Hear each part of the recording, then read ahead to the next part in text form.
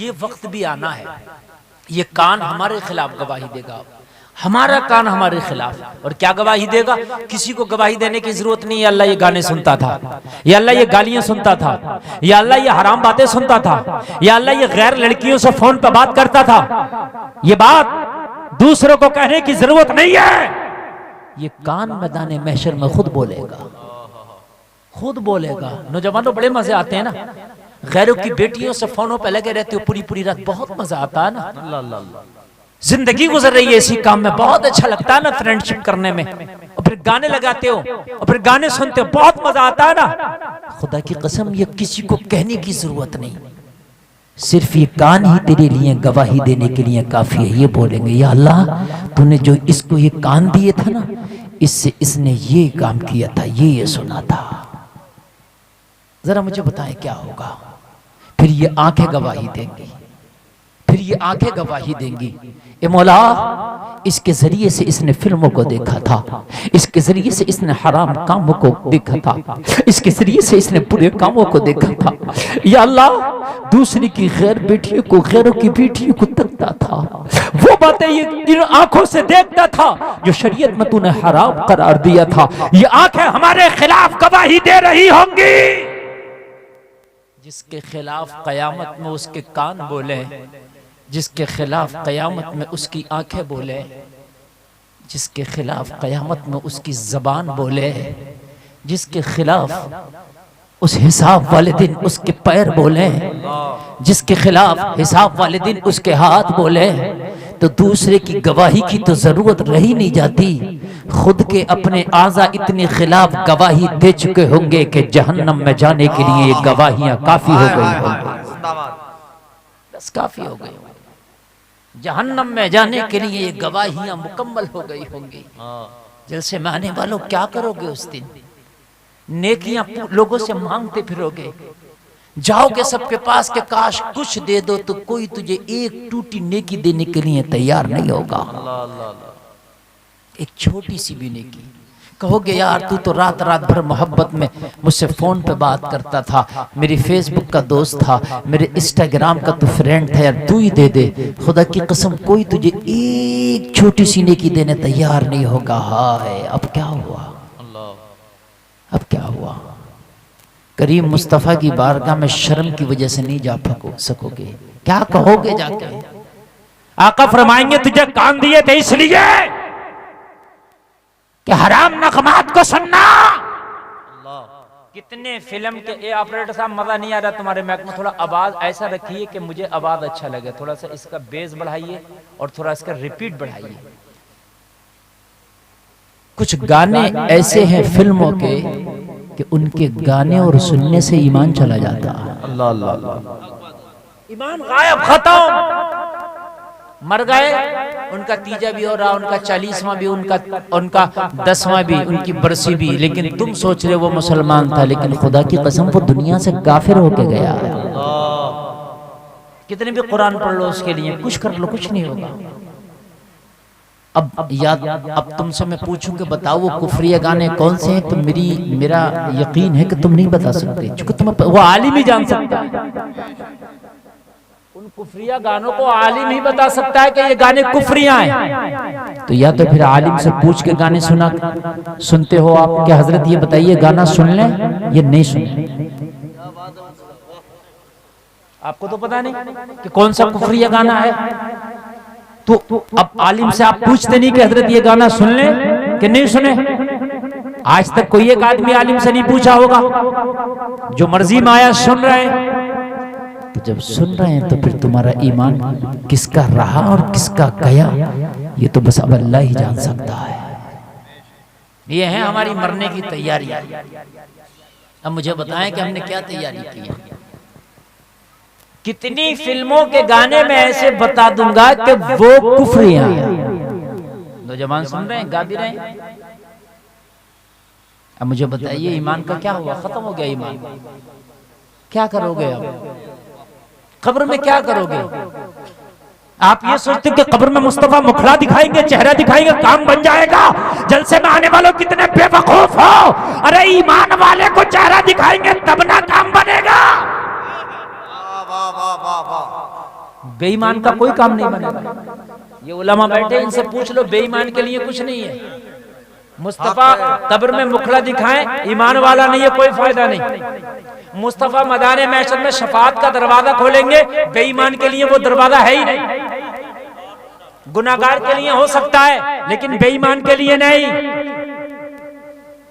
लेकिन ये कौम मानने को तैयार नहीं, उलमा बता बता के थक गए। लेकिन हमने भी कसम खाई है, जिंदगी भर बताते रहेंगे, ताकि कयामत में ये ना कह दो मौलवी बता के न गया था। आप सुने या ना सुने, हमारा काम बताने का, हम बताएंगे। आप 4 लोग भी जलसे में रहेंगे तब भी बताएंगे, नहीं रहेंगे तब भी बताएंगे। वाह वाह वाह। बड़ा अफसोस होता है, गानों में ईमान दे दिए तुमने, अल्लाह, आपसी गुफ्तगू में ईमान दे दिए तुमने। हाय जुमले सुने आप। अभी मैं आपके इलाके में तकरीर करने आया चंद दिन पहले, जहां पर मिंबर रसूल बना और जहां पर उलमा की तकरीरें हुई, वहां पर लड़कियों के डांस कराए गए। मैंने मना किया, मैंने मना किया, समझाया, तो बाद में लोगों ने ये कहा, मौलवी साहब को जो कह रहे हैं कहने दो, हमें वही करना जो हमारे दिल में है। अगर क़यामत के दिन अल्लाह ने कह दिया तुम चीख रहे हो, चीखने दो, मुझे वही करना जो मैंने ठान लिया है। अरे वाह, क्या जुमले, वाह वाह। क्या होगा मुझे बताएं जरा, क्या होगा? ये जुमले थे लोगों के। मैंने जब कहा कि उर्सों में तुम 5-5 लाख रुपया खर्च करते हो, किस लिए? कि आप डांस पार्टी ला रहे हो, लाखों लाखों रुपए की नचनियां ला रहे हो, लाखों लाखों रुपए उर्सों में नचाने के ऊपर आप ऐसे ही लुटा रहे हो। क्या कौम का पैसा इसलिए तुमने चंदे में इकट्ठा किया था कि नाचने वालियों को लाया जाए और एक अल्लाह वाले के मदार पे बुला करके उन्हें नचाया जाए, अल्लाह वाले के मदार को रुस्वा किया जाए, अल्लाह वाले के उर्स को रुस्वा किया जाए? मैंने कहा मैदान महशर में अल्लाह वाले ने गिरेबान पकड़ लिया तो जवाब क्या दोगे? अल्लाह वाले ने सवाल कर लिया तो जवाब क्या दोगे? जलसे में आने वालों, कमेटी वालों का बयान था, मौलाना जो कह रहे कहने दो, हमें वही करना जो हमारे दिल में है। मैंने ये कहा था, उर्स में नाचने वालियों को ना बुलाओ, उर्स में गाने ना गवाओ, उर्स में लड़कियों को ना नचवाओ।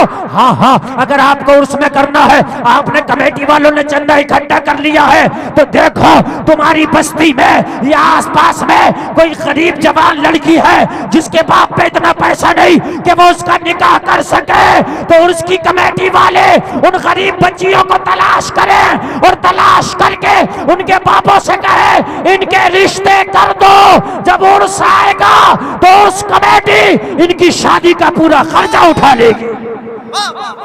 नारे तकबीर, नारे रिसालत, मसलके आला हजरत, फैदाने ताजु शरिया, हक़्क़े खिताबत, नारे तकबीर, नारे रिसालत। मैंने कहा तुम्हारे उर्सों में जो नाचने पे और मुकाबले कव्वाली में पैसा खर्च हो रहा है, अल्लाह की कसम अगर वो पैसा बच्चियों के निकाह पे खर्च हो जाता, तुम्हारे उर्स में 5 बच्चियां निकाह हो जाता, 5 बेटों की शादी हो जाती, खुदा की कसम तेरा उर्स यहाँ भी लाजवाब और मरने के बाद भी लाजवाब। जिंदाबाद। और ऐसा हो सकता है, कोई हाय मुश्किल हाय नहीं। हाय हाय। ऐसा हो सकता है उर्स के मौके पे क्या 5 बच्चियों का निकाह नहीं हो सकता? हो सकता है। अगर कमेटी वाले कसम खा लें कि हमें कुल वाले दिन, और कह दें उन लड़कियों के बेटियों के बाप से कि तुम तलाश कर लो अपनी बच्चियों के रिश्ते, और जिस दिन हमारा कुल होगा उस दिन बारात लाना, जो उर्स का लंगर होगा वो तेरे बारातियों का खाना होगा। हाय हाय हाय, जिंदाबाद।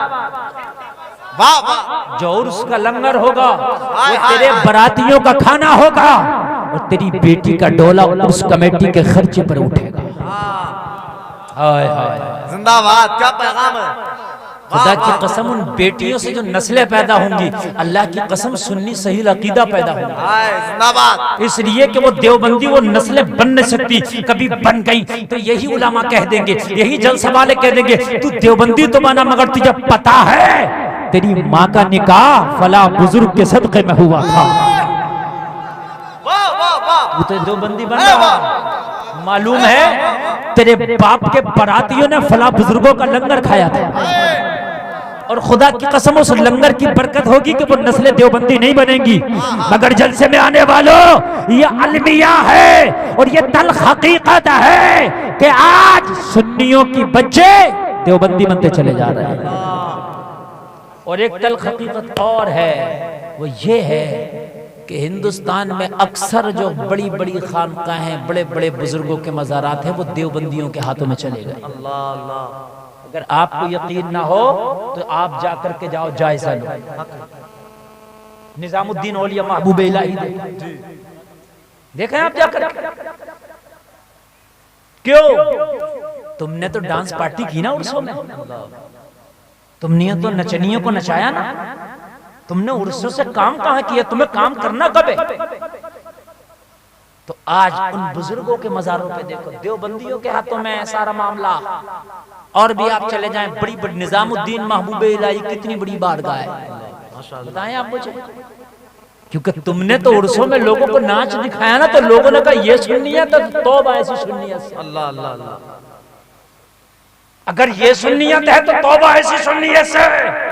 उन्हें क्या पता था कि मौलवी फेफड़े फाड़ के चला गया, ये सुन्नियत नहीं है।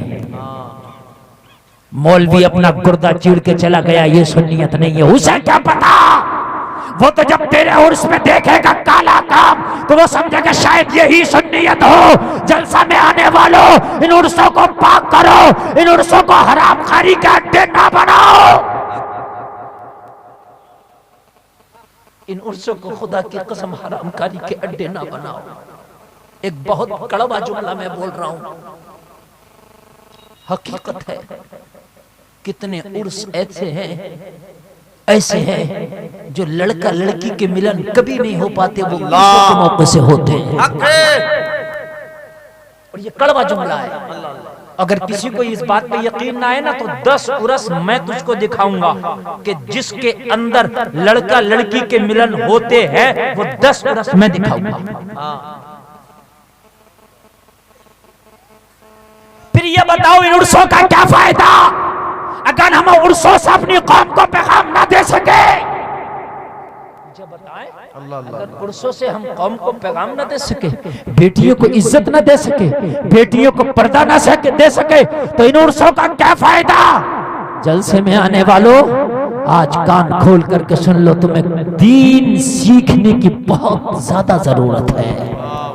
और दीन तुम्हें ये उलमा की तकरीरों में मिलेगा, तुम्हें इन मदरसों में मिलेगा, इन मौलानाओं के पास मिलेगा, लेकिन हम जाते नहीं। मौलवियों से तो हम बहुत दूर होते चले जा रहे हैं। मौलवियों के करीब जाने की हम कोशिश कर ही नहीं रहे, ताकि थोड़ा सा भी दीन सीख लें। सीखने की जरूरत ही नहीं।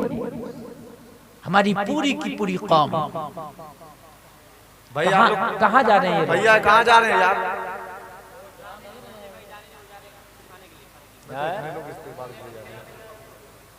ये असल में ये स्टेज वाले लोग ही माहौल खराब करते हैं, और सबसे ज्यादा जो माहौल खराब करते हैं वो कमेटी वाले करते हैं। जब इन कमेटी वालों को पता है कि बाद में लोग तकरीर में भागते हैं, तो कम से कम तकरीर पहले करा दें। लेकिन कमेटी वालों का भी मकसद इस्लाह नहीं है। कान खोल कर कहता हूँ, बुलाएं या ना बुलाएं, कमेटी वालों का मकसद इस्लाह है ही नहीं। सिर्फ इनका मकसद है नाम हो जाए, सिर्फ इनका ये मकसद है। इन कमेटी वालों से भी कयामत में पूछा जाएगा, समझे? सबसे बाद में ताजिया बना के मौलवी को बिठा लेंगे। अब वो मौलवी इनको सुनाए कि इनको रोके कि इनको जगाए, क्या करे मौलवी? बताया मुझे। अभी नाज शरीफ हो रही थी, कैसा भरा हुआ मजमा, पैसे सटासट चल रहे थे, आप देखें मुझे। और अब मेरी बात सुनने के लिए तैयार नहीं है। अभी मैं बात थोड़ी सी करने लगूं हंसी की, अभी बात करने लगूं गौसे आजम की करामत की, तो खूब नारा लगा दोगे तुम भी। तुम्हें भी जन्नत फ्री में चाहिए, लेकिन जन्नत फ्री में नहीं मिलने वाली। जन्नत का रास्ता जहन्नम के ऊपर से होकर गुजरता है। जिंदाबाद जिंदाबाद। इतनी आसानी से जन्नत नहीं मिलने वाली जितनी आसानी से आप सोच रहे हो। अगर इतनी आसानी से जन्नत मिली होती तो हुसैन ने सजदे में सर न कटाया होता। इतनी आसानी से जन्नत मिली होती तो अबू बकर ने पेट से पत्थर न बांधा होता। इतनी आसानी से जन्नत मिली होती हजरत उमर इब्ने खत्ताब ने पत्थर का तकिया न लगाया होता। इतनी आसानी से जन्नत अगर मिलने वाली होती तो 40 दिन का फाका से हजरत उस्मान गनी ने शहादत का जाम नोश न किया होता। अगर इतनी आसानी से जन्नत मिलना होती तो हजरत अली ने मस्जिद में शहादत ना पाई होती। हाय हाय जिंदाबाद जिंदाबाद। इतनी आसान नहीं है जन्नत जितनी आप समझते हैं। वाह वाह वाह। जलसा करा लिया, काम हो गया। कान खोल के सुनो, कभी जलसा कराया करो तो तकरीर टाइम से करा दिया करो, वरना ये जलसे भी नहीं रहेंगे जो जलसे दिख रहे हैं। जी हक है। समझ रहे हैं? अब जो वहाबियत तेजी से भाग रही है, तेजी से पनप रही है, उसकी सिर्फ वजह यह है कि मौलवियों की बात आप तक पहुंच ही नहीं रही।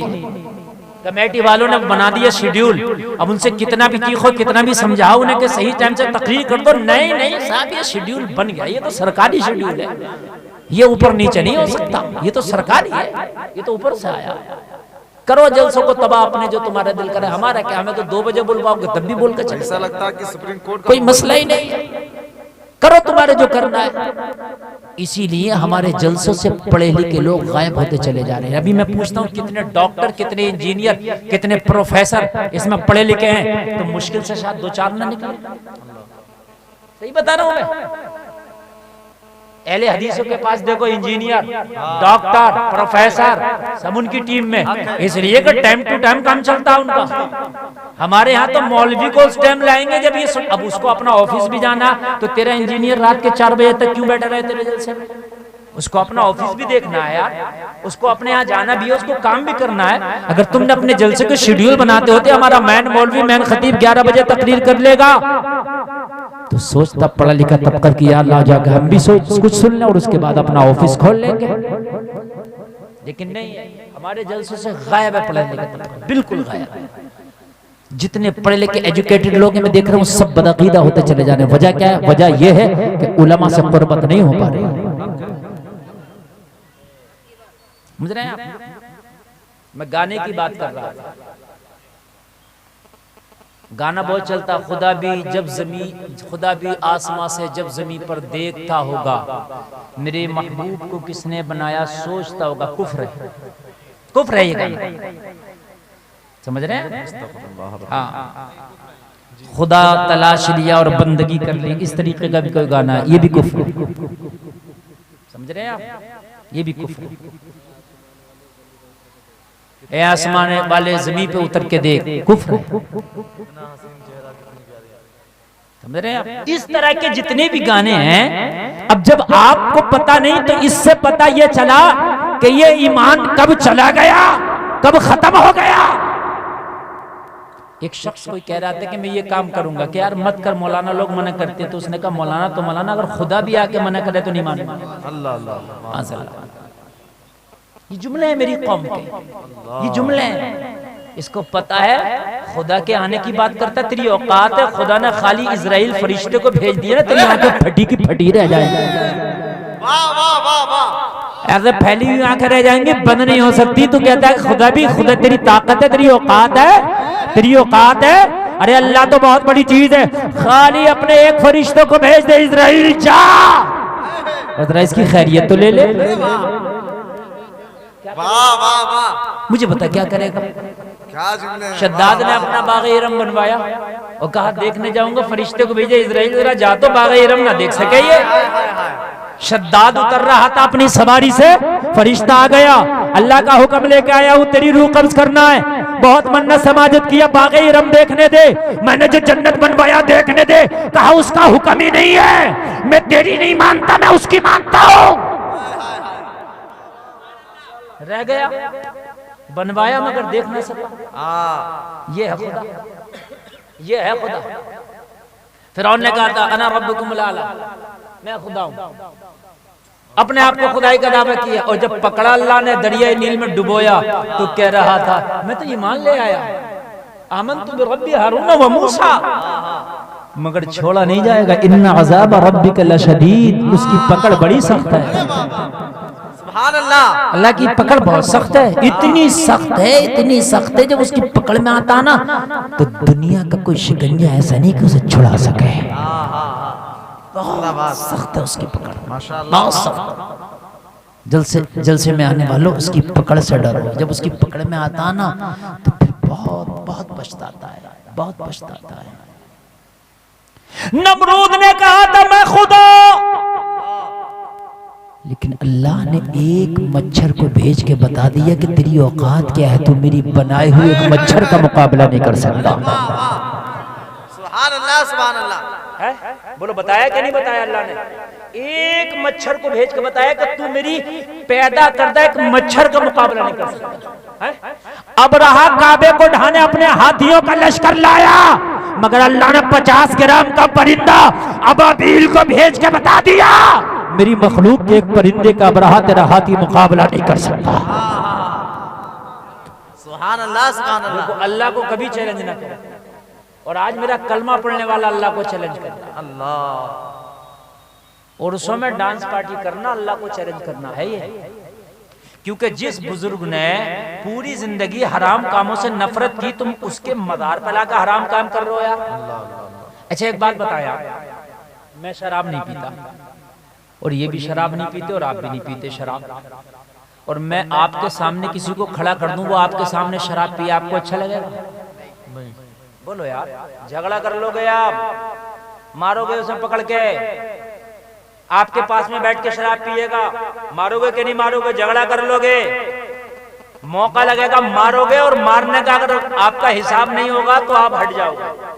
यही करोगे कि नहीं करोगे?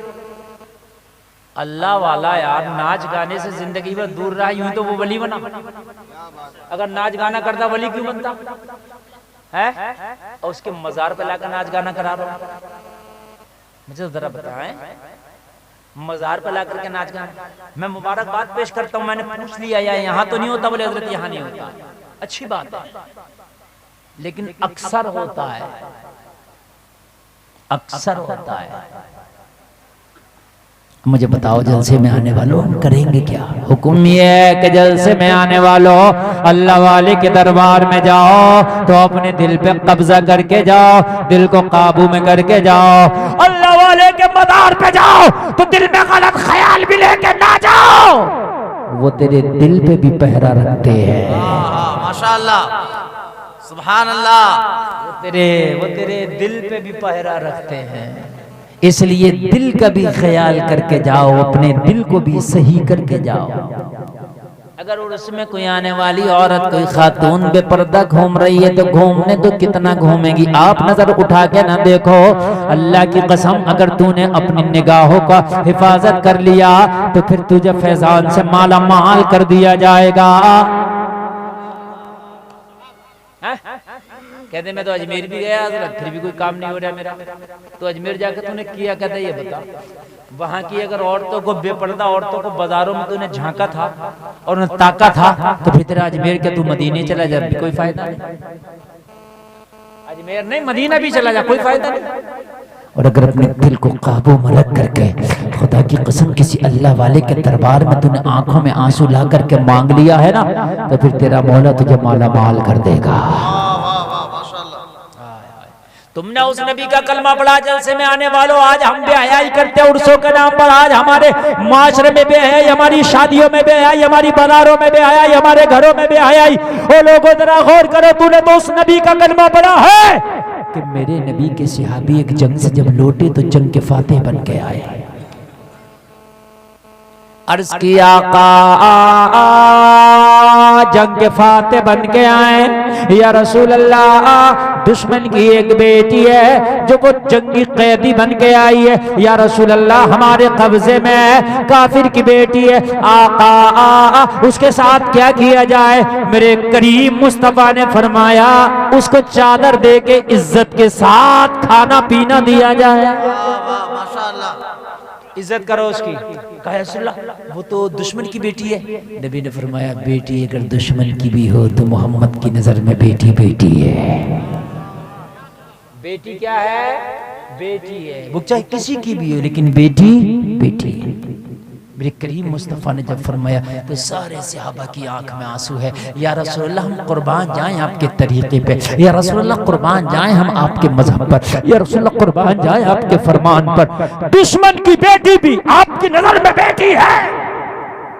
तभी तो गैर मुस्लिम कभी अपने घर से दूर जाते, सफर पे जाते, उनकी जवान बेटियां होती तो मुसलमानों से कहते हमारे घरों का ख्याल रखना, इसलिए कि कलमा पढ़ने वाला इज्जतें लूटता नहीं है बल्कि जान दे के इज्जतें बचा लिया करता है। माशाअल्लाह, माशाअल्लाह। ये तुम्हारी तारीख है। क्या है तुम्हारी ये तारीख है? और यकीन ना है तो मैं आपको तारीख मक्का पढ़ के बता रहा हूं। मक्का शरीफ से एक औरत निकली रात में, नाम है उम्मे सलमा। ये निकली मक्का से हिजरत करके, कलमा पढ़ लिया। मक्का के लोग इसे सताते थे, मक्का के लोग तकलीफ देते थे, इसने कलमा पढ़ लिया था। इसका शौहर अबू सलमा ये हिजरत करके 1.5-2 साल पहले मदीना जा चुका था। इसका छोटा सा बच्चा था, गोद में लेके निकली। मक्का वालों ने इसका छोटा सा बच्चा छीन लिया, कहा अगर तू मदीना जाना चाहती है तो जा, मगर इस बच्चे को नहीं जाने देंगे। उसने कहा नबी की मोहब्बत पे ऐसे हजारों बेटे कुर्बान, माशाअल्लाह माशाअल्लाह, नबी की मोहब्बत पे ऐसे हजारों बेटे कुर्बान। बेटा छीनना छीन लो, मगर मदीने जाऊंगी अब। उम्मे सलमा कहती है जब मैं हिजरत करने के लिए निकली, मक्का से निकली तो कोई रास्ता नहीं था। आज तो पक्के रास्ते हैं, आज तो मैप है। उस जमाने में ना मैप था, ना कोई पक्का रास्ता था, ना कोई बताने वाला था, ना कोई इशारा था, ना संगे मील था, कुछ नहीं था। कहने लगी जैसे मैं मक्का से निकली ना तो मैं गुम हो गई। अब मैं पगडंडियों को पकड़ के चल रही थी। अंधेरी रात है, वो संगलाख वादियां हैं, वो झाड़ियों वाले रास्ते हैं। मैं बड़ी घबरा रही थी, तनहा हूँ। या अल्लाह कोई मेरी इज्जत का लुटेरा ना मिल जाए, या अल्लाह कोई मेरी इज्जत को तार तार करने वाला न मिल जाए। और मैं भटक रही थी कि जंगलों में भटक के ना रह जाऊं, कहीं बयाबानों में भटक के न रह जाऊं। उम्मे सलमा कहती है कि मैं चल रही थी, घबरा रही थी। चलते चलते मुझे सामने से कोई शख्स आता नजर आया कि ऊंट पे सवार आ रहा है। मैं घबरा गई, इसलिए कि मक्का के अंदर औरतों की इज्जतों को लूटना एक खिलौना था। औरत की इज्जत के साथ खेलना एक खिलौने से कमतर था। लोगों जरा गौर करो, औरतों की इज्जतों को लूटा जाता और औरतों को खिलौने की तरह यूज करके फेंक दिया जाता। मक्का की तारीख बताती है किसी का शौहर मर जाता तो उसकी चिता पे लिटा के उसे भी जला दिया जाता। किसी का शौहर मर जाता, उसकी बीवी को मनहूस समझा जाता। अगर किसी के घर में बेटी जन्म ले लेती तो उस बेटी का गला घोट दिया जाता, जिंदा कब्र में उसको दफन कर दिया जाता। तारीख बताती है। कहने लगी मैं घबराने लगी, या अल्लाह कोई आ रहा है, ये कोई मक्का का दरिंदा ना हो, मेरी इज्जत को तार तार ना कर दे। मैं घबराई, घबरा के छुप के एक झाड़ी की ओट में बैठ गई। वो आने वाला आया, जिस झाड़ी की ओट में बैठी थी वहीं आके अपना ऊंट रोक दिया। मैं घबराई, या अल्लाह अब मेरी खैर फरमा। आने वाला आया, वही रुक गया। अब मैं घबराई। अच्छा अकेली लड़की हो, औरत हो और कोई आने वाला मर्द कोई तन्हा हो, मुझे बताओ घबराहट होगी कि नहीं होगी यार? अच्छा आपको नींद तो नहीं आ रही है ना? अच्छा सुनना ही नहीं सुनने। देखिए जो सुनने वाले हैं वो सुनते हैं जी, हक है। कुछ लोग मेरी तकरीर सुनने के लिए बहराइच से यहाँ आए। हमारे शमीम भाई और उनकी पूरी टीम आई हुई है माशाल्लाह, सुनने वाले हैं। और जिसको नहीं सुनना है वो सोच रहे हैं भाई 12 बज गए चलो निकलो। अब मुझे बताइए मैं कैसे, मैं बंदूक लेके नहीं रोक सकता यार, हैं? मैं लाठी लेके नहीं रोक सकता। हाँ ये मेरी जिम्मेदारी है, मैं अच्छी तकरीर करूंगा और इससे अच्छी तकरीर भी नहीं कर सकता जो मैं कर रहा हूँ। जो आपकी इस्लाह करे वो आपका दोस्त है, जो आपको गुमराह करे वो आपका दुश्मन है। अगर आज के जमाने में भी तनहा जंगल में अकेली लड़की हो, रात में कोई मर्द आ जाए घबराएगी। फिर वो तो वो दौर था कि जब औरत की कोई औकात ही ना थी। एक बात बता दूं तुम्हारी नॉलेज में इजाफा करने के लिए, जब मेरे नबी तशरीफ ना लाए थे तो पता शादियां कैसे होती थी? एक लड़की के साथ 20 लोग मिलकर बलात्कार करते, फिर वो हमल से हो जाती, फिर उन 20 को इकट्ठा किया जाता, उस लड़की से पूछा जाता तेरे पेट में किसका बच्चा, वो जिसकी तरफ इशारा करती उसके साथ शादी होती। एक गंदा तरीका ये था शादी होने का। मेरे प्यारे नबी ने सारे तरीकों को ठोकर मारी। कितना प्यारा तरीका दिया है, अरे वाह वाह, कितना प्यारा तरीका। पूरी दुनिया में शादी होती है, हर मजहब में अपने मजहब के मुताबिक, लेकिन खुदा की कसम जितना प्यारा और जितना सुंदर, जितना लाजवाब तरीका मजहब इस्लाम में शादी का है, इतना लाजवाब तरीका किसी मजहब में है ही नहीं। नारे तकबीर, नारे रिसालत, मसलके आला हजरत, मजहबे इस्लाम, शरीयते मुस्तफा, अज़मते मुस्तफा, शाने मुस्तफा, रिफाते मुस्तफा, नारे तकबीर। वाह वाह, नहीं है, है ही नहीं। लाओ आप पूरी दुनिया के मजहबों को उठाओ और उनके शादियों के तरीके देखो, फिर मेरे करीम मुस्तफा का तरीका देखो। इस्लाम का तरीका क्या है? इस्लाम का तरीका ये है कि शादी करने वाला लड़का कितना भी अमीर क्यों ना हो, कितना भी ताकतवर क्यों ना हो, मगर पहले लड़की की रजामंदी जरूरी है। लड़की से पूछा जाता नहीं पूछा जाता कि आपका निकाह करना चाहते हैं? है? आप क्या पूछते हैं? नहीं पूछते होंगे। और ऐसे नहीं इस्लाम कह रहा है ऐसे पूछा है, कभी झूठ कह दो, दो गवाहों की मौजूदगी में पूछ के आओ। ऐसे नहीं आप कभी झूठ कह दो और दो गवाह कौन हो, ऐसे नहीं जिसका दिल करा उसको पकड़ लिया। आजकल ये होता है कि गवाह ये चच्चा को ले जाओ, इन्हें ले जाओ। इन्हें क्यों ले जाओ भाई? एक हफ्ते से नमाज नहीं पढ़ी, दाढ़ी कटा कटा के छिला छिला के इसने मुकम्मल जो है अपनी दाढ़ी को ये डामर सड़क बना रखा। क्यों भाई? अल्लाह अल्लाह अल्लाह। गवाही के लिए भी बाशरा लोग होना जरूरी है ना। बाशरा। अच्छा बेशरा को क्यों नहीं रखा? बेशरा को रख लेते। तो बेशरा वो है कि जब जिसको शरीयत का लिहाज नहीं तो वो झूठ भी बोल सकता है। वाह वाह वाह। एक बीड़ी पे झूठ बोल जाए आदमी, एक सिगरेट पे झूठ बोल जाए, एक रुपए पे झूठ बोल जाए, एक समोसे पे झूठ बोल जाए, एक कचौड़ी पे झूठ बोल जाए। तो कुछ तो ऐसे जो खाली झूठ बोलते हैं, दिन में नहीं बोलते झूठ। अल्लाह की कसम, खुदा की कसम। अरे तुझसे किसने कहा कि इतनी कसमें खा? जो ज्यादा कसमें खा रहा ना फ्री में बिना किसी के कहे, समझ लो झूठा है। क्या जरूरत है इतनी कसमें खाने की? तुझसे कौन कह रहा कसमें का? बात बात पर कसम खा रहा है। समझ में बात आ रही है? बाशरा जो होगा, जिसे शरीयत का पास लिहाज होगा, वो सिक्कों में बिकेगा भी नहीं और झूठी गवाही देगा भी नहीं। बात समझ में आ रही है कि नहीं आ रही है? शरीयत का यार कानून लाजवाब है। गवाहों की मौजूदगी में लड़की से इज़्न लो। क्या लो? लड़की से इज़्न लो। अब जब लड़की कहते मैं राजी हूं तो फिर लड़के से भी पूछो कि तुम भी राजी हो? इतने मेहर के बदले फला लड़की से तुम्हारा निकाह कर रहे हैं, राजी हो? कबूल है? वो कहते हैं हाँ कबूल है। तो निकाह होता है। पता चला कि शरीयत में दोनों का बड़ा लिहाज रखा गया है। लड़की की भी रजामंदी जरूरी, लड़के की भी रजामंदी जरूरी। वाह वाह वाह वाह माशाल्लाह। रजामंदी जरूरी। जब तक रजामंदी ना हो शादी नहीं हो सकती। यार कितना प्यारा मज़हब है। औरत को कितना बड़ा मकाम दिया है इस्लाम ने, बताइए आप। इस औरत की जिंदगी से अगर इस्लाम निकाल दो ना तो औरत की औकात जूती से बदतर है। आपको यकीन ना है तो लाओ निकालें इस्लाम, औरत की जिंदगी से निकालें इस्लाम तो निकाह भी निकलेगा। हाँ। और जब निकाह निकल गया तो क्या है? ये एक फाहिशा बचे जी। किसी से मिलेगी चाहे वो कितनी भी मोहब्बत करता हो, अगर निकाह नहीं है तो फिर क्या है? वो अय्याशी, वो जिना है, वो हराम है। पता चला जो जायज रिश्ता बनाता है वो इस्लाम है। सुभान अल्लाह। जिंदाबाद। कोई ये कहे कि मैं अपनी महबूबा से बेपनाह मोहब्बत करता हूँ, इसके लिए सर कटा दूंगा, क्या जायज हो जाएगा उससे मिलना? नहीं। कोई ये कहे कि मैं इसे जानता भी नहीं लेकिन निकाह इसने इससे कर लिया तो इस्लाम कहता है दुनिया का सबसे करीबी रिश्ता तेरा हो गया। वाह माशाल्लाह। क्या प्यारा मजहब है यार, मजहब इस्लाम है।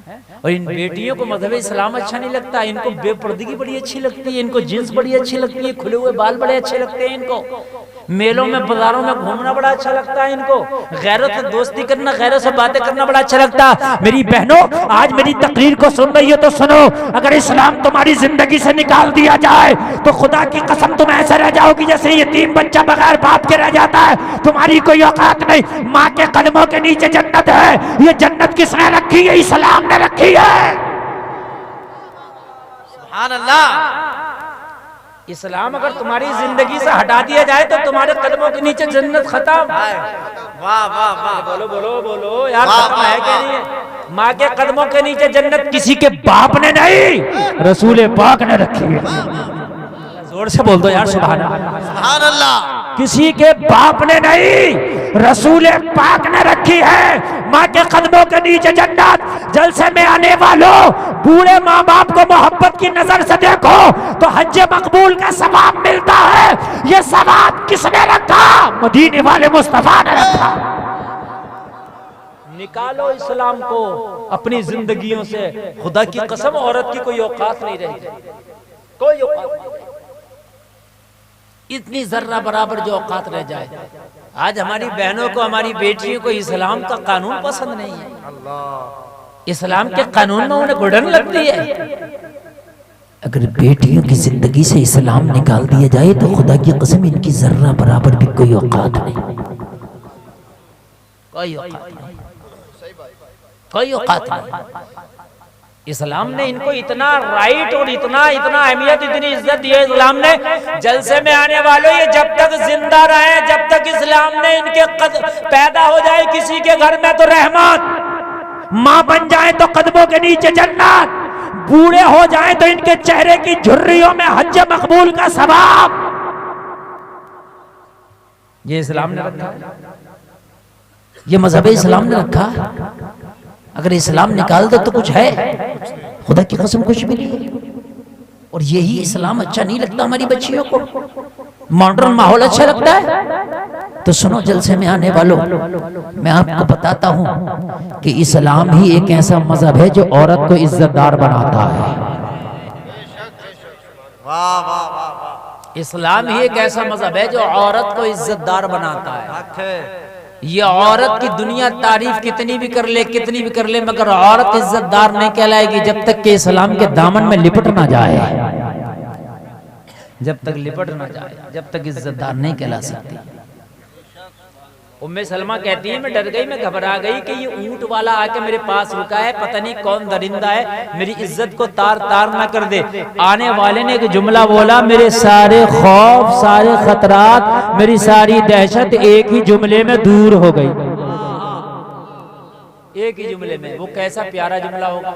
अब वो जुमला आपको सुना दूं, सुनना चाहते हैं आप? कहने लगे, आने वाले ने कहा कि ए झाड़ी में छुपने वाली खातून, मैं तुम्हें नहीं जानता तुम कौन हो, लेकिन मेरे बारे में सुन लो, मैं कोई आम इंसान नहीं, मैं कलमा पढ़ने वाला एक मुसलमान हूँ। अरे वाह वाह वाह, सुभान अल्लाह, सुभान अल्लाह, वाह वाह वाह, हाय हाय हाय। ये है तुम्हारा कलमा, ये है तुम्हारा इस्लाम। उम्मे सलमा कहती हैं कि मेरा सारा गम ऐसे काफूर हो गया, सारी दहशत ऐसे चली गई, ऐसे चली गई जैसे माँ ने आंचल अपना फैला दिया हो और अपने आंचल में बच्चे को ले लिया हो। जलसे में आने वालों, तुम्हारा मजहब तो ये सिखाता है कि तुम्हारा नाम सुनकर लोगों की दहशत खत्म हो जाती थी। तुम्हारा नाम सुनकर बेटियां सर उठा के कहती थी कि ये वो कलमा पढ़ने वाला मुसलमान है, इज्जत को लुटने नहीं देगा, बल्कि लुटती हुई इज्जतों की हिफाजत करने का। जिंदाबाद, वाह वाह वाह। और जब स्टेज पे लाकर हम किसी की बेटी को नचाते होंगे तो वो किसी की तो बेटी होगी। अल्लाह, तेरी बेटी तो नहीं है लेकिन किसी की तो होगी। वाह वाह वाह। आप कहोगे कि वो गैर है, चलो तेरी कलमे की शरीक नहीं है, फिर तेरे नबी ने तो फरमाया बेटी चाहे गैर की हो, मोहम्मद की नजर में बेटी बेटी है। हाय हाय, सुभान अल्लाह, क्या क्या, वाह वाह, बेटी बेटी। वाह वाह। मुझे बताओ, आप जो नाचती हैं, जो डांस कर रही हैं, वो किसी की तो बेटियां होंगी। हक है। जो आप देख रहे हैं वो किसी की तो बेटियां होंगी, है? ये तो ये कहो वो किसी की बेटी नहीं है, वो पहाड़ से जन्म लेके आई है। बताया है तो वो किसी इंसान की बेटी, कलमा पढ़ने वाले की नहीं होंगी। मगर नबी तो, जिन्होंने कलमा नहीं पढ़ा, नबी ने तो उनकी बेटियों की भी इज्जत की हिफाजत की है।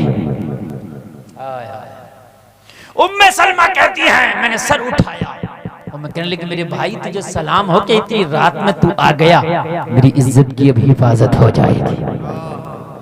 आने वाला सहाबी है, कौन है आने वाला? नाम है हजरत उस्मान बिन तलहा। सुभान अल्लाह बोलो, सुभान अल्लाह। उस्मान बिन तलहा कहते हैं कि तू कौन? मैंने कहा मैं उम्मे सलमा।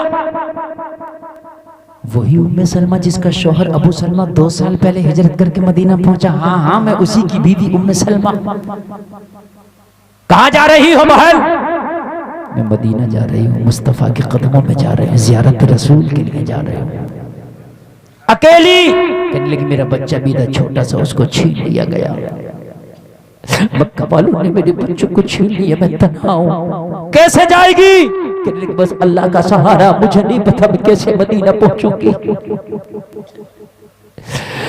उम्मे सलमा कहती हैं उस्मान बिन तलहा ने कहा बहन मैं अपने काम से जा रहा था, मेरा काम बाद में होगा, मेरे ऊंट पे बैठ, पहले तुझे मदीना छोड़ के आऊंगा, बाद में अपना काम पे जाऊंगा। माशाअल्लाह माशाअल्लाह।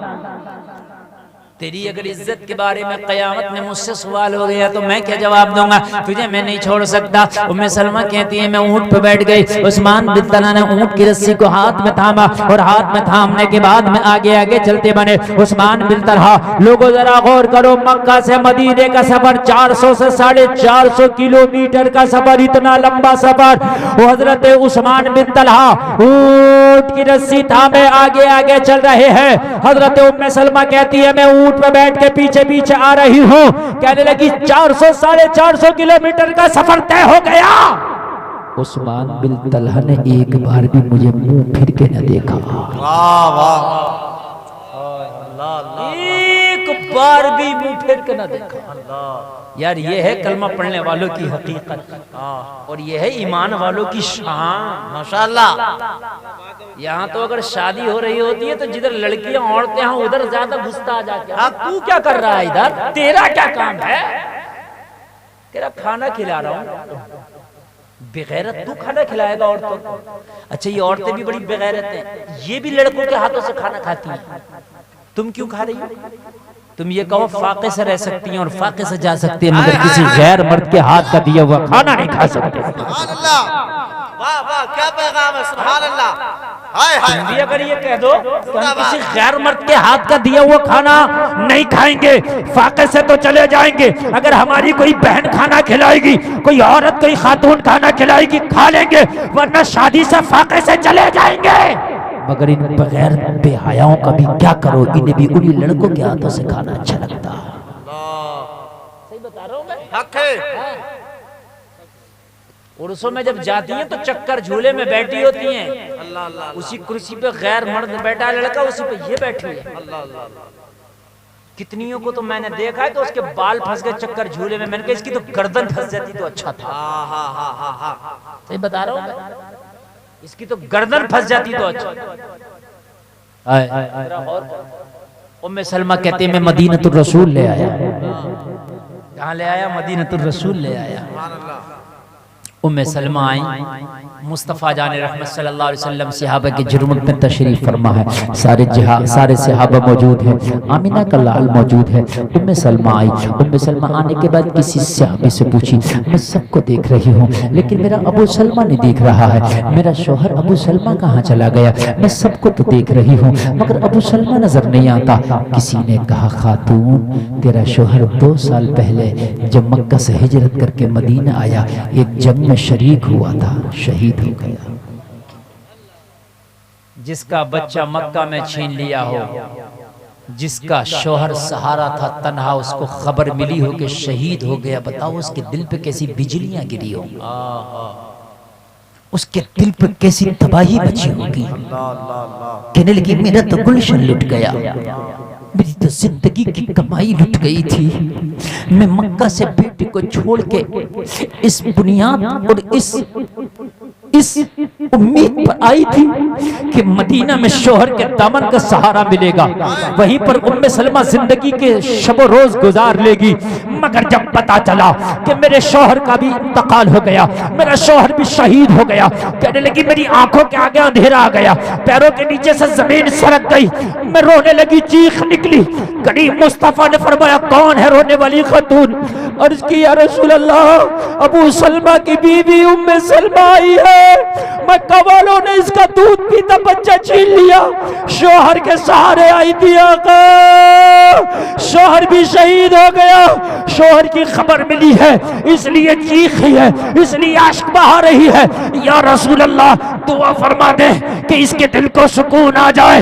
ओ लोगों, ये मदीने वाले वो मुस्तफा है जो हाजतमंदों की हाजत को पूरी करते हैं, जरूरतमंदों की जरूरत को पूरा करते हैं। मेरे करीम मुस्तफा ने फरमाया उम्मे सलमा को मेरी बारगाह में लाया जाए। उम्मे सलमा को बुला के करीम मुस्तफा की बारगाह में लाया गया।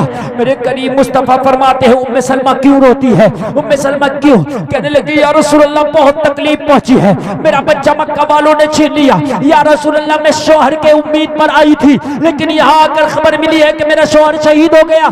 या रसूल अल्लाह बीवियां अपने शौहरों के दामन में जो है आराम की नींद लिया करती है। या रसूल अल्लाह अब किसका दामन मेरे सर पे होगा? या रसूल अल्लाह किसका साया मेरे सर पे होगा? या रसूल अल्लाह मैं दुनिया में तन्हा रह गई हूँ, खानदान वालों को छोड़कर मक्का में आ गई हूँ, खानदान वालों को मैंने ठोकर मार दिया है इसलिए कि वो मेरे मजहब के शरीक नहीं थे, मेरे बच्चों को मक्का वालों ने छीन लिया है। या रसूल अल्लाह शौहर का साया उठ गया, मेरे करीम मुस्तफा मेरी जिंदगी कैसे गुजरेगी? मेरे नबी ने फरमाया दूसरा निकाह कर ले, तेरी जिंदगी गुजर जाएगी। मेरी शरीयत इजाजत देती है कि बहन दूसरा निकाह कर सकती है, कोई औरत दूसरा निकाह कर सकती है। अर्ज करने लगी या रसूल अल्लाह मैं बड़ी गरीब हूँ, मुझसे कौन निकाह करेगा? मेरे पास माल नहीं है, मुझसे कौन निकाह करेगा? अब वो जवानी के अय्याम भी गुजर गए इसलिए कि मेरा फर्स्ट निकाह हो चुका है, अब मुझसे दूसरा निकाह कौन करेगा? या रसूल अल्लाह कौन सहारा देगा? मेरे करीम मुस्तफा ने फरमाया ओ उम्मे सलमा जब कोई सहारा नहीं देता तो आमिना का लाल मोहम्मद रसूलुल्लाह सहारा देता है। वाह वाह वाह, नारे तकबीर, नारे रिसालत, मसलके आला हजरत, मजहबे इस्लाम, नारे तकबीर, नारे रिसालत। सहारा नहीं देता तो आमिना का लाल मोहम्मद रसूलुल्लाह सहारा देता है। उम्मे सलमा तुझसे कोई निकाह नहीं करेगा। अर्ज की आका माल मेरे पास नहीं, घर मेरे पास नहीं, दौलत मेरे पास नहीं, धन मेरे पास नहीं, वो जवानी का उरूज मेरे पास नहीं, इसलिए कि मेरा पहला निकाह हो चुका है, मुझसे औलाद की पैदाइश हो चुकी है। या रसूल अल्लाह कौन करेगा मुझसे निकाह? मेरे नबी ने फरमाया कोई नहीं करेगा तो तुझसे निकाह मोहम्मदुर रसूलुल्लाह करेगा। वाह वाह वाह, मेरे नबी ने जो 11 निकाह फरमाए हैं उसमें तन्हा एक कवारी है, तन्हा एक कवारी है। इसके अलावा मेरे नबी ने जो निकाह फरमाया है किसी बेसहारे को सहारा दिया। अरे वाह, मेरे करीम मुस्तफ़ा ने, एक साहब ने मुझसे सवाल किया ये बताओ इस्लाम में 4 निकाह जायज है, तुम्हारे नबी ने 11 निकाह क्यों किए हैं? तो मैंने कहा पहली बात तो ये है कि जो शरीयत आवाम के लिए है वो शरीयत जरूरी नहीं कि मुकम्मल नबी के लिए हूँ बहू हो। नबी के मामलात अलग है, नबी के मामलात अलग हैं। और दूसरी बात ये है कि मेरे नबी ने खुदा की कसम जितने निकाह किए हैं वो सहारे दिए हैं। अब बताओ ये सहारा है कि नहीं है? अब बताओ कौन ऐसी खातून होगी दुनिया की कि नबी निकाह की पेशकश कर दें और वो इस पे खुश ना हो जाए? उम्मे सलमा कहती है रसूल मुझसे, नबी ने फरमाया हाँ अगर तुम्हारी रजामंदी हो तो तुम्हें भी मोहम्मद सहारा देने को तैयार है। माशाअल्लाह माशाअल्लाह, ये मेरे नबी है, ये मेरे नबी और ये इस्लाम है। उम्मे सलमा कहती है मैं राजी हो गई, मेरा निकाह मुस्तफ़ा से हो गया। ये उम्मे सलमा वही नबी की बीवी हैं जिनको मेरे नबी ने एक बोतल दी थी, और बोतल में मिट्टी थी करबला की, और कहा था जिस दिन ये मिट्टी खून बन जाए समझ लेना मेरा नवासा करबला में शहीद हो गया है। ये वही उम्मे सलमा है, वो इन्हीं को दी थी मिट्टी की वो बोतल। इनको क्यों दी थी? दूसरी अज़वाज भी थी, उनको भी तो दे सकते। हजरत खदीजा को क्यों नहीं दी? हजरत आयशा को क्यों नहीं दी? इसलिए नहीं दी, नबी को पता था जब करबला का वाक़या होगा तो सिर्फ उम्मे सलमा ही होंगी, उस वक्त कोई नहीं होगा, सिर्फ उम्मे सलमा ही होगी और कोई दूसरा नहीं होगा, और उम्मे सलमा ही थी। इससे पता चला मेरे नबी जैसे गुजरे हुए जमाने का देखते हैं वैसे ही आने वाले जमाने को भी देखते हैं। नारे तकबीर, नारे रिसालत, इल्मे गैबे मुस्तफा, नारे तकबीर। जो ये कहता है कि नबी को पीठ के पीछे की खबर नहीं, मैं कहता हूँ वो बेवकूफ है।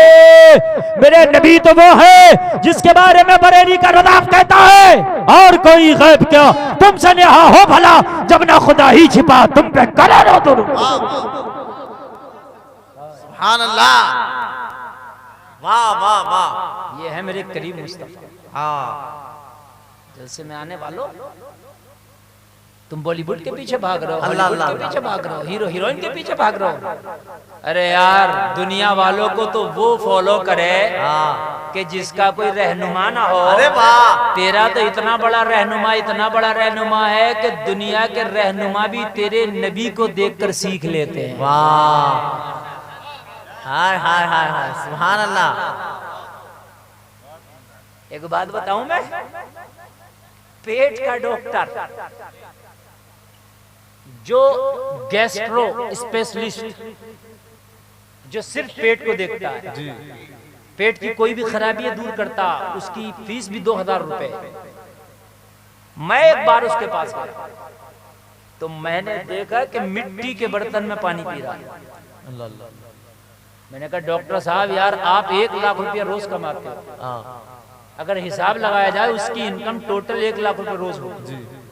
मैंने कहा आपका तो सोने का गिलास होना चाहिए था। यार 1 लाख रुपया रोज जो कमाता हो तो मिट्टी का बर्तन देख के ताज्जुब ना होगा? होगा, सोने का होना चाहिए था। कहने लगा मौलाना बड़े तेज आदमी यार, मेरे मिट्टी के गिलास पे भी आपने, बर्तन पे भी आपने नजर डाल दिया। मैंने कहा यार पूछने की तो बात है भाई, आप इतने बड़े हो, 1 मिनट का आपको 2000 रुपया आदमी दे के चला जाता, कुछ तो खासियत है आपके अंदर। कहने लगा मौलाना मेरे तो बर्तन खाने का भी मिट्टी का है, मेरी तो हांडी भी मिट्टी की है, जिसमें पकता वो भी मिट्टी का, जिसमें खाता हूँ वो प्लेट भी मिट्टी का, जिसमें पीता हूँ वो बेला भी मिट्टी का। मैंने कहा क्यों? कहने लगा बेवकूफ थोड़ी हो, ऐसे ही ना थोड़ी मुझे 1 मिनट का 2000 रुपया दे के जाते हैं, रिसर्च किया हूँ। तो मैंने कहा क्या रिसर्च की हो? बोले मिट्टी के बर्तन में खाने से गैस नहीं होता। माशाअल्लाह माशाअल्लाह, वाह वाह वाह वाह। मिट्टी का बर्तन बीमारियों को ले जाता है। मैंने कहा कैसे? जरा बताएं आप कैसे? जो दुनिया की साइंस आज तरक्की कर रही है वो 1400 साल पहले तेरे नबी ने रिसर्च करके छोड़ दिया। अरे वाह, जोर से कह दो यार सुभान अल्लाह। सुभान अल्लाह। अब खाली नाच सुन के जाओगे तो क्या पता चलेगा? कुछ नहीं, खाली क्या मिलेगा? हक है, क्या मिलेगा बताओ? कुछ नहीं कुछ नहीं। तो मैं नाच का मुखालिफ नहीं हूँ जी, मगर इस बात का मुखालिफ हूँ, नाच सुन के भाग गया, इस बात का मैं मुखालिफ हूँ। ये बातें बताना भी जरूरी है। मैंने कहा ये बताया यार कैसे ये मर्जों को खा जाता है? कहने लगा मौलाना जी सुन, मैं रिसर्च किया हूँ, रिसर्च सेंटर का पढ़ा हूँ। अच्छा मैंने क्या रिसर्च की?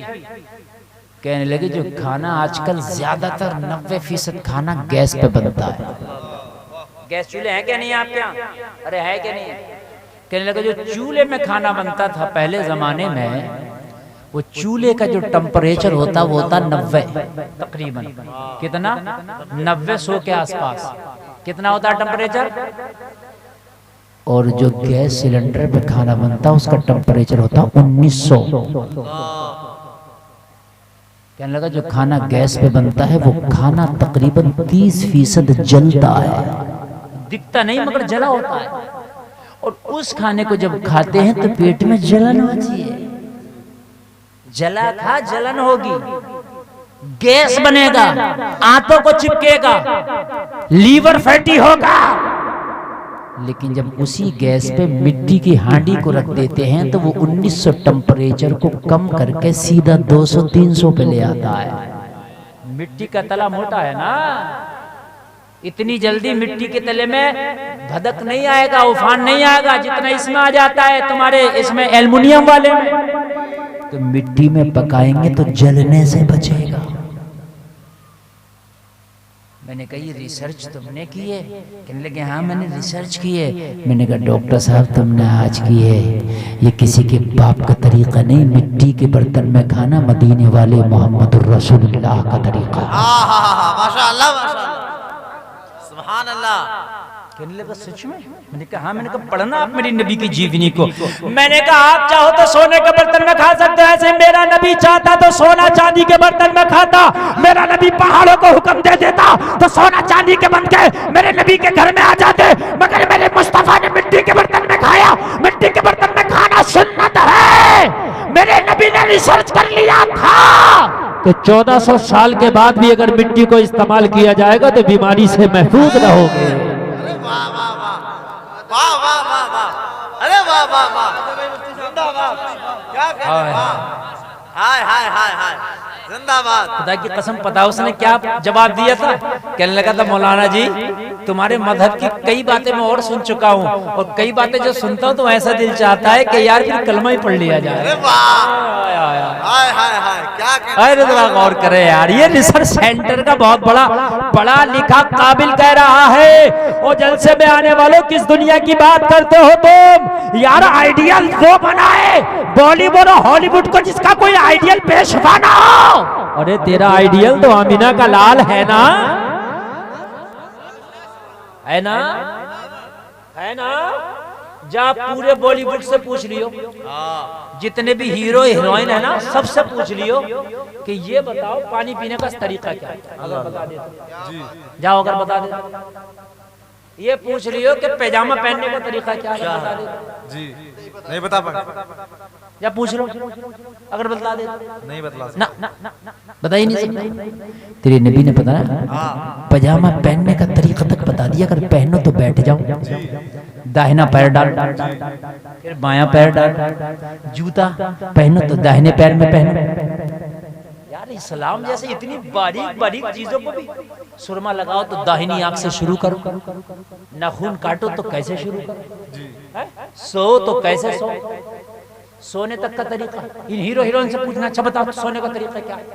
अगर ये बता दे जाओ, मैं गारंटी दे रहा हूँ, अगर ये बतला दे।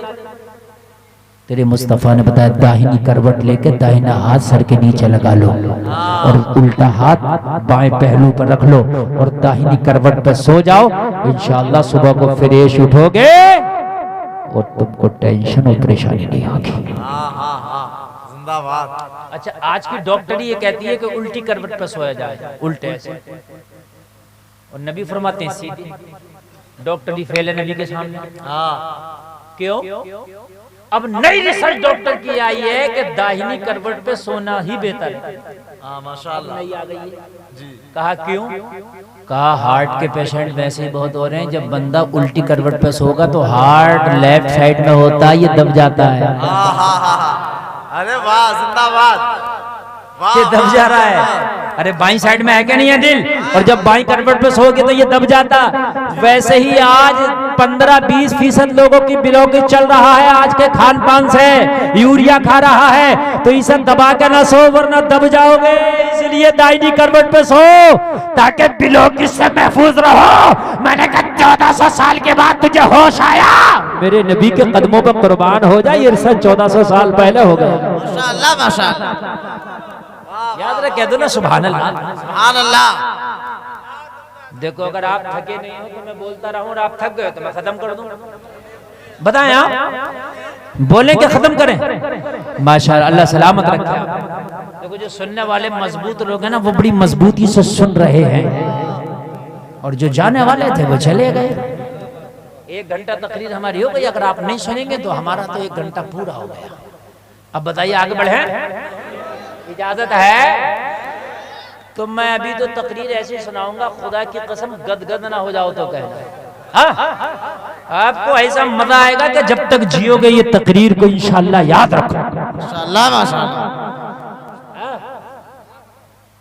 देसी घी छोड़कर डालडा में भाग रहा हो। अरे यार ये दुनिया वालों का तरीका डालडा है, रिफाइंड है। मोहम्मद रसूलुल्लाह का तरीका देसी घी। इसको छोड़ कर भाग रहा, इसको छोड़ रहा हूं, छोड़ो, सो रहे सो। कोई ऐसा पड़ा मेंढकी की तरह से उल्टा, तरीका ही नहीं पता उन्हें, हैं? तरीका ही नहीं पता इन्हें। हाँ। और सुनो, ध्यान से सुनना रहेगा। मैंने देखा बाबा जी भी लुंगी है रात को पहने हुए, इंजीनियर साहब भी रात को लुंगी पहन लिए सोने के टाइम, प्रोफेसर साहब भी जो पैंट कोट में थे दिन में जब रात को लेटे तो लुंगी में। मैंने कहा क्या बात, सबों को सबों सोने में लुंगी। कहने लगे मौलाना जी जितना सुकून लुंगी में इतना पैंट और बेल्ट में नहीं है। मैंने कहा ये लुंगी किसी के बाप का तरीका नहीं, रसूल पाक का तरीका है। वाह वाह वाह वाह। हमने कहा मेरे नबी का तरीका चाहे खुश होकर मानो या मजबूर होकर मानो, बेटा मानना पड़ेगा। वाह, तरीका ही ऐसा है। क्या पड़ेगा? मानना पड़ेगा। मानना पड़ेगा। अभी कुछ दिन पहले बड़े शो दिखाए लोगों ने, बड़ी शो में आ रहे थे, वो खा रहे, पार्टियां चल रही हैं, कुछ खड़े होकर खाना खा रहा, गधों की तरह, खच्चरों की, चल रहा सब खाना। अब फिर आ रहे हैं वापसी में, फिर आ रहे हैं पीछे की तरफ। अब होटलों पे जाओ जो हाई फाई होटल हैं, खाना क्या है? सरसों का साग, मक्की की रोटी। मैंने कहा यार आज से अगर 20 साल पहले अगर ये कह देते मक्की की रोटी, तो क्या घर में ना खाऊंगा, यहाँ पैसे देके खाऊंगा, यहाँ स्पेशल के लिए आया हूं। मगर अब स्पेशल फिर उल्टा हो रहा। आज से 30-40 साल पहले रेशम का लिबास आया, टेलीकोट आया, खादी को कोई पसंद नहीं करता था, अब कॉटन, खादी, लीलन अब पसंद किया जा रहा है जी। मैंने कहा करो तरक्की बेटा, दुनिया गोल है, घूम के फिर यहीं आओगे। दुनिया गोल है ना, जाओ फिर यही मोहम्मद के तरीके पे आओगे। सुभान अल्लाह, सुभान अल्लाह। अरे आ रहे हैं कि नहीं आ रहे हैं?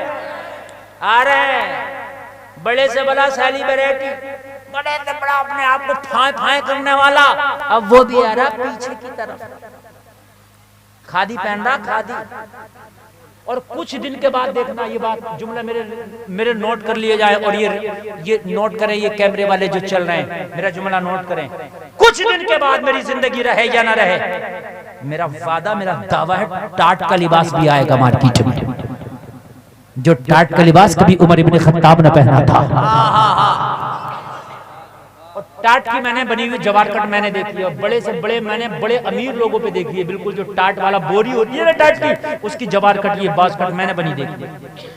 कुछ दिन के बाद देखना मार्केट में आएगा लिबास। दुनिया गोल है, भाग कहां भागेगा, फिर वही आएगा।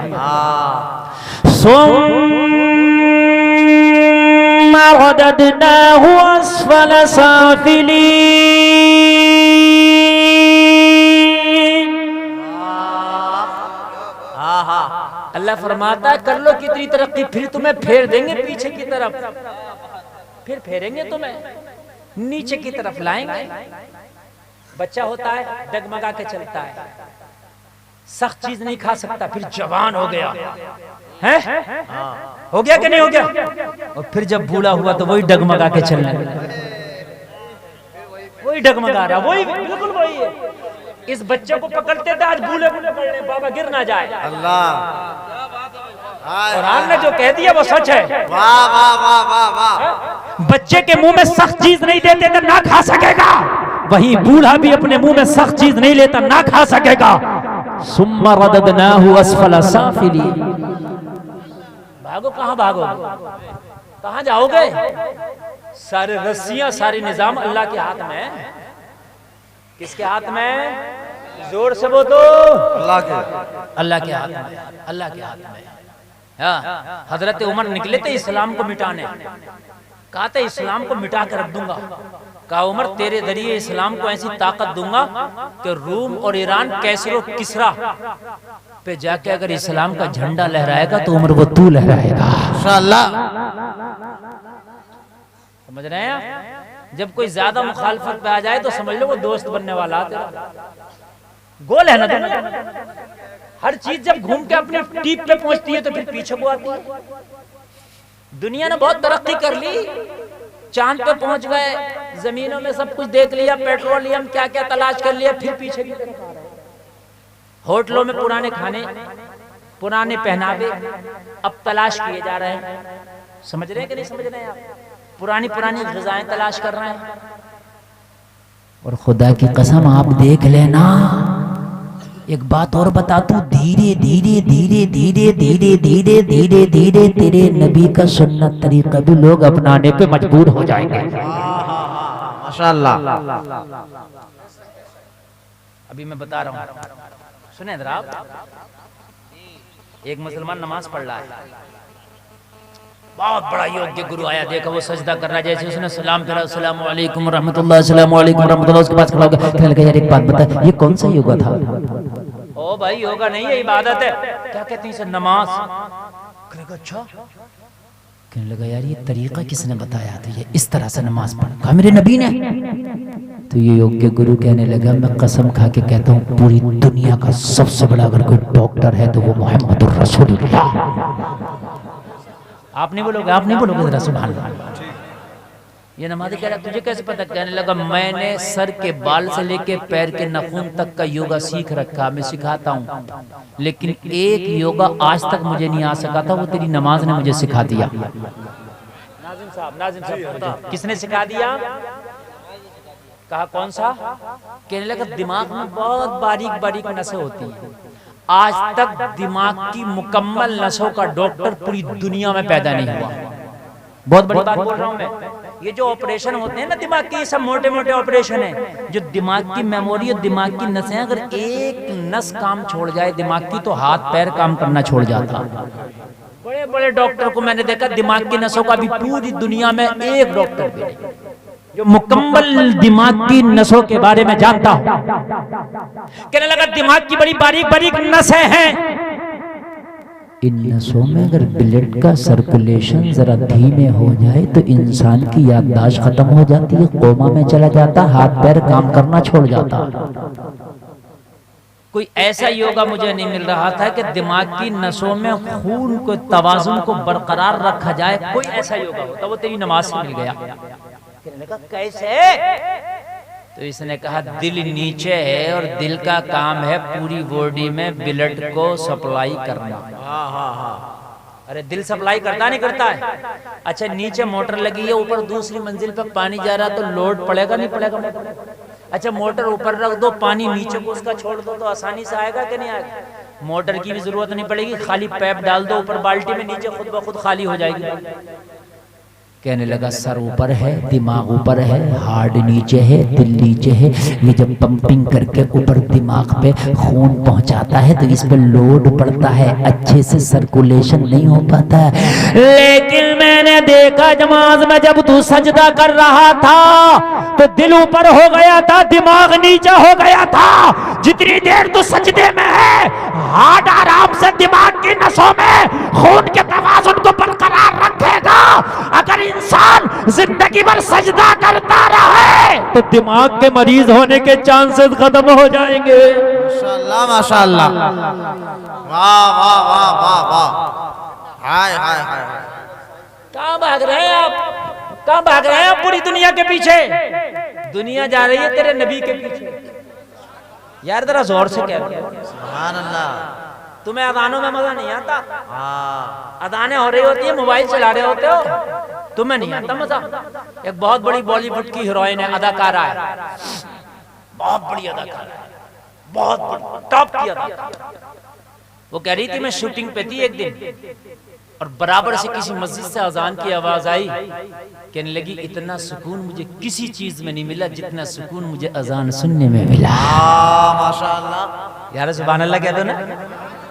अदाकारा का ये बयान है, मुझे अजान सुन के उसमें सुकून मिला।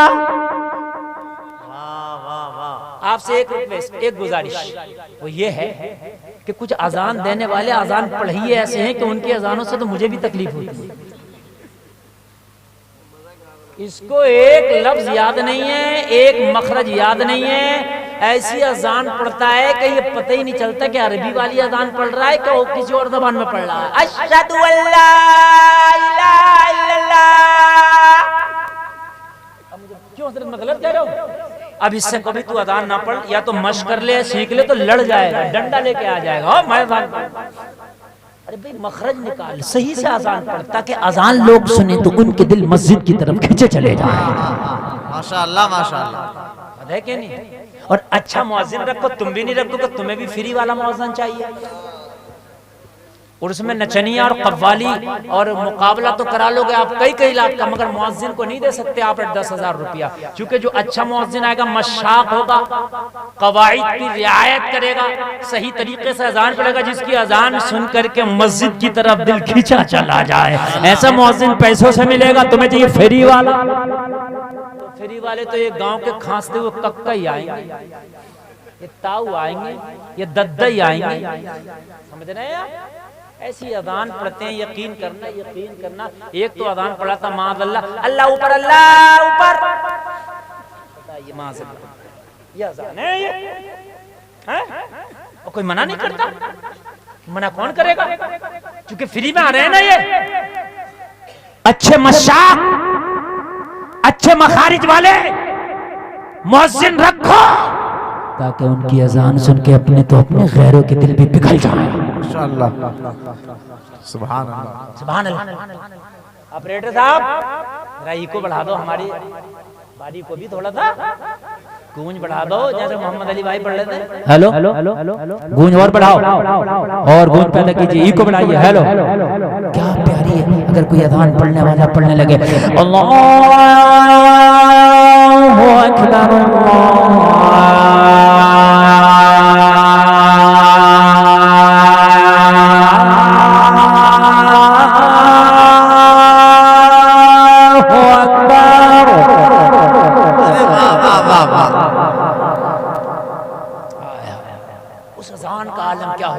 कि कभी मस्जिद नबी थी, पढ़वाने वाला अमीना का लाल था, पढ़ने वाला बिलाल था। मदीने की गलियों में अज़ानों की आवाज़ें गूंज रही हैं। लोगों, मुअज्जिन ऐसा हो कि अगर बेनमाजी भी सुने ना उसकी अज़ान को, तो एक वक्त के लिए उसका दिल हो जाए, यार छोड़ दे दुनिया की रंग रंगीलियों को, छोड़ दे दुनिया के काम को, चल वजू कर यार मस्जिद के सजदों में अपने दिल को लगा ले। माशाअल्लाह, माशाअल्लाह। जब अज़ान में इतना मजा है तो नमाज में कितना मजा होगा। बोलो बोलो, सुनाए, इजाजत है तो जरा बोलिए सुभान अल्लाह, अल्लाहु अकबर,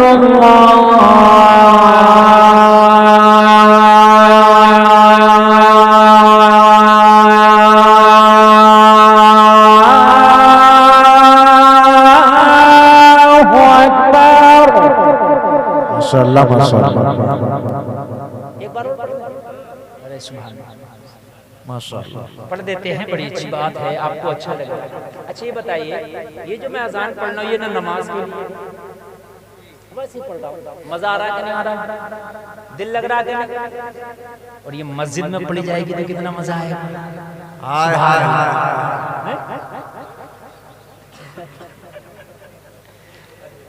ये 8-10 वाला रख नहीं पा रहे, मुझे कहाँ से रखेंगे। अल्लाह अल्लाह अल्लाह सलाम। अशहदु अन ला इलाहा इल्लल्लाह,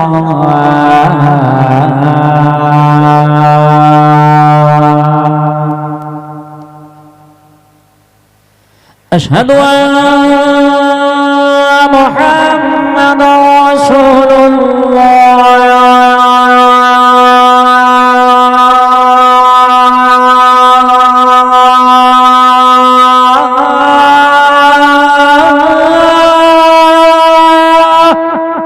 माशाअल्लाह, माशाअल्लाह। हय्या अलस सलाह।